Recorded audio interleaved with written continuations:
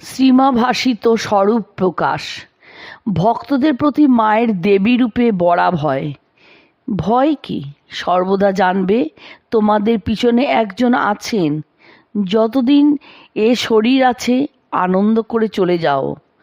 জগতের উদ্দেশ্যে মায়ের ঘোষণা, ঘাস আর বাঁশ ছাড়া সকলকেই এখানে আসতে হবে। কাশীতে শ্রী মায়ের জন্মদিনে স্বামী কেশবানন্দের মাতা তার কোনো আত্মীয় বিয়োগের দুঃখে কাঁদতে থাকলে মা বলেন, ছি, আজকে কাঁদতে আছে, আজ যে আনন্দের দিন।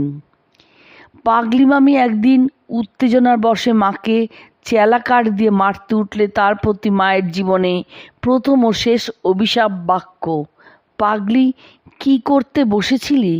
ওই হাত তোর খসে পড়বে। মায়ের কাছে আফিং চেয়ে না পেয়ে ও মায়ের তিরস্কার শুনে ক্ষিপ্ত রাধু মার পিঠে একটা বড় বেগুন ছুঁড়ে মারলে মায়ের আচরণ ও মন্তব্য, ঠাকুর, ওর অপরাধ নিও না, ও অবোধ। এরপর নিজের পদধূলি রাধুর মাথায় দিয়ে বলছেন, রাধি, এ শরীরকে ঠাকুর কোনো দিন একটি শাসন বাক্যও বলেননি, আর তুই এত কষ্ট দিচ্ছিস। তুই কি বুঝবি আমার স্থান কোথায়? তোদের নিয়ে পড়ে আছি বলে তোরা কি মনে করিস বল দেখি। জনৈক স্ত্রীভক্ত মায়ের স্তব স্তুতি করে চিঠি লেখায় মা স্বামী ঈশানানন্দকে বলছেন, দেখো, অনেক সময় ভাবি যে আমি তো সেই রাম মুখুজ্জের মেয়ে। আমার সমবয়সী আরও তো অনেক মেয়ে জয়রামবাটিতে আছে। তাদের সঙ্গে আমার তফাৎ কি? ভক্তেরা সব কোথা থেকে এসে প্রণাম করে। জিজ্ঞাসা করলে শুনি কেউ হাকিম, কেউ উকিল। এরাই বা আসে কেন? মায়ের নিজের স্বরূপ সব সময় মনে থাকে কিনা স্বামী ঈশানানন্দের এই প্রশ্নের উত্তরে মা বলছেন, তা কি সব সময় থাকে? তাহলে কি এই সব কাজকর্ম করা চলে? তবে কাজকর্মের ভেতর যখন ইচ্ছা হয় সামান্য চিন্তাতে দপ করে উদ্দীপনা হয়ে মহামায়ার খেলা সব বুঝতে পারা যায়।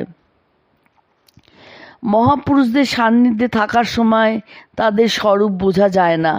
সেবক তাদের নিজেদের মতোই সাধারণভাবে একথা বোঝাতে মা গল্প বলছেন, দেখো কোথায় আছে যে পুকুরে চাঁদের প্রতিবিম্ব পড়েছে, তাই দেখে ছোট ছোট মাছেরা আনন্দে সেইখানে খুব লাফালাফি করে খেলা করছে, ভাবছে আমাদেরই একজন। কিন্তু যখন চাঁদ অস্ত গেল তখন তাদের সেই পূর্ব অবস্থা। লাফালাফির পর অবসাদ এলো, কিছুই বুঝতে পারলে না। একবার কোয়ালপাড়ায় মায়ের ভাব সমাধি হয়। ঠাকুর বললেই মা চৈতন্য হয়ে পড়েন। তারপর স্বাভাবিক ভূমিতে নামার পর নলিনীদি মাকে হঠাৎ ঐরূপ হওয়ার কারণ জিজ্ঞাসা করলে মা তাদের এড়িয়ে যাবার জন্য বলেন, কই, কি হলো? ও কিছু না, তোদের ছুঁচে সুতো দিতে গিয়ে মাথাটা কেমন ঘুরে গেল।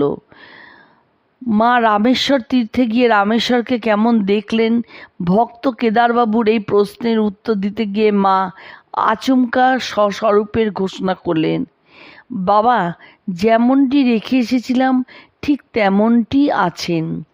রাসবিহারী মহারাজ গূঢ়ার্থবোধক বাক্যে তার ঐশ্বর্যভাবের চাইতে মাধুর্যভাবের লীলা বেশি ভালো লাগে বলায় মাও রহস্য করে উত্তর দিচ্ছেন, আমারও তাই। ওসব দেখি কি হবে? আমাদের ঠাকুর আছেন, উনিই সব। জনৈক ভক্তের কাছে মায়ের পদচিহ্ন ছিল, সেটি চুরি হয়ে যায় এবং তা নিয়ে মেয়েদের মধ্যে বিবাদ শুরু হয়। মা সে কথা শুনে বলছেন, ওই নিয়ে তোমাদের এত কেন? আমি তো আছি, কত নেবে নাও। কোয়ালপাড়ায় জনৈক পাগল মায়ের বাড়ির মধ্যে ঢুকে পড়ে পাগলামি করায় মা বলছেন, দেখো না, যত সব পাগলের মেলা। আমরা এসেছি কি না তাই যত সব পাগল আসছে। দেখো, রাধু পাগল, তার মা পাগল, এই সব নিয়ে আমার ঘর। একটু চুপ করে থেকে পরে বললেন, ঘরে আসবে চণ্ডী, শুনবো কত চণ্ডী, আসবে কত চণ্ডী, যোগী জটাধারী।